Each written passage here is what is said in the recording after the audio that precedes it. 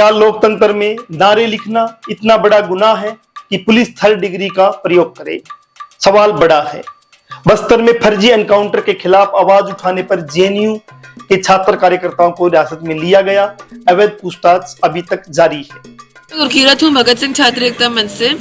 कल रात को हम लोग बस्तर के ऊपर, जो बस्तर में एक युद्ध चल रहा है, जो ये देश अपने ही बच्चों को मार रहा है, उसके ऊपर उसको रेजिस्ट करते हुए वॉल पेंटिंग करने गए थे।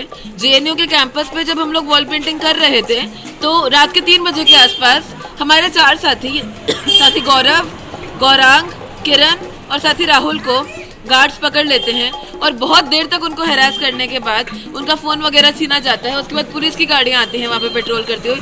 पहले 5-6 गाड़ियाँ आती हैं, उसके बाद और गाड़ियाँ आती हैं और सुबह के आसपास इन साथियों को वसंत कुंज पुलिस स्टेशन ले जाया जाता है। यहाँ पे इनको बहुत ज़्यादा हैरास किया जाता है। यहाँ पर इन लोगों के फ़ोन छीन लिए जाते हैं। और जवाहरलाल नेहरू यूनिवर्सिटी दिल्ली से खबर आ रही है कि लोकतंत्र में असहमति और विरोध की आवाज उठाने की कितनी कीमत चुकानी पड़ती है। इसका ताजा उदाहरण जेएनयू में देखने को मिला, जहां 4 छात्र कार्यकर्ताओं को पुलिस ने हिरासत में लेकर थर्ड डिग्री टॉर्चर किया है। भगत सिंह छात्र एकता मंच के 4 छात्र कार्यकर्ता गौरव, गौरांग, राहुल और किरण को 4 फरवरी की सुबह पुलिस ने जेएनयू परिसर से उठा लिया।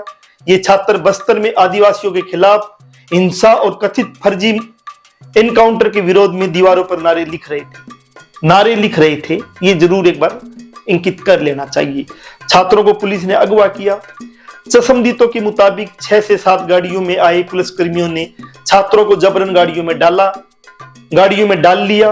उनके मोबाइल फोन जब्त कर लिए गए और उन्हें किसी अज्ञात स्थान पर ले जाया गया। 12 घंटे बीत जाने के बावजूद उनकी कोई खबर नहीं मिली है। पुलिस ने भगत सिंह छात्र एकता मंच के अन्य कार्यकर्ताओं को फोन कर बताया कि हिरासत में लिए गए छात्रों को छोड़ दिया गया है।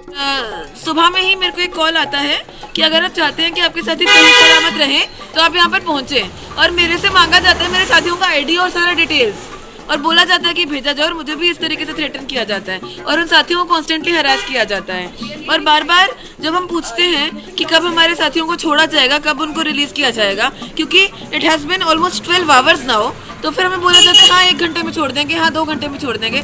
हमें बोला जाता है कि ये पुलिस फॉर्मेलिटी हो रहा है, नॉर्मली वो आईडी वगैरह लेकर छोड़ दिया जाएगा।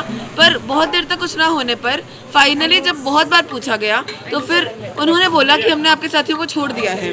लेकिन जब संगठन के सदस्यों ने उनकी तलाश की तो वे कहीं नहीं मिले। यानी पुलिस के दावे और हकीकत में साफ विरोधाभास झलक रहा है। पर we do not know the whereabouts of our comrades.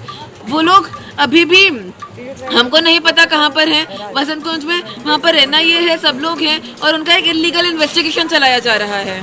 हमारे साथियों को उन्होंने असल में छोड़ा नहीं है, उन्होंने इलीगली उनको अपने पास अंदर रखा हुआ है। और हम चाहते हैं कि सभी लोग इसमें हमारे साथ हैं और उन साथियों की रिहाई की मांग करें। इस तरीके से इलीगली उनको अंदर रखा गया है, इलीगली उनका इन्वेस्टिगेशन हो रहा है। एनआईए है, पता नहीं कौन सी एजेंसीज है वहाँ पर जो हमारे साथियों का इन्वेस्टिगेशन कर रही हैं। जब जनमंच ने वसंत कुंज के एसएचओ से इस बारे में फोन किया तो उन्होंने गिरफ्तारी से इनकार कर दिया और फोन काट दिया। जब दोबारा हमने फोन मिलाने की कोशिश की तो फोन नहीं उठाया। इंटेलिजेंट एजेंसियों की अवैध पूछताछ भी जारी है, जो सूत्रों के अनुसार खबर आ रही है। हिरासत में लिए गए छात्रों से खुफिया एजेंसी, जिनमें एनआईए, आईबी और अन्य सुरक्षा बल शामिल हैं, अवैध तरीके से पूछताछ कर रहे हैं। सवाल उठता है कि आखिर छात्र जो केवल दीवारों पर नारे लिख रहे थे, उनके खिलाफ इस तरह की कठोर कार्रवाई क्यों की गई? क्या अब लोकतंत्र में नारे लिखना भी अपराध बन गया है? छात्र लापता, पुलिस पर संदेह। छात्र कार्यकर्ताओं के परिवार और साथियों का कहना है कि पुलिस की मंशा संदिग्ध है। अगर उन्हें वास्तव में छोड़ दिया गया होता तो वे अब तक अपने साथियों या परिवार से संपर्क कर चुके होते। उनकी मौजूदा स्थिति को लेकर भारी चिंता बनी हुई है। लोकतांत्रिक आवाजों का दमन इस घटना से साफ साफ दिख रहा है।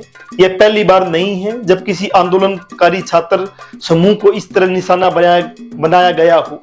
बस्तर और अन्य आदिवासी इलाकों में चल रहे संघर्षों पर जब भी सवाल उठाए जाते हैं, सरकार और प्रशासन उन्हें दबाने की कोशिश करती है। सवाल उठता है कि क्या अब सरकार किसी भी आलोचना को बर्दाश्त नहीं कर सकती?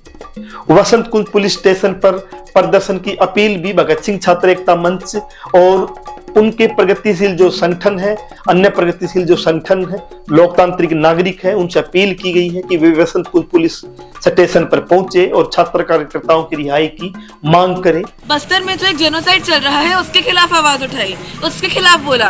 क्या इतना गलत है इस देश में एक जेनोसाइड के खिलाफ बोलना?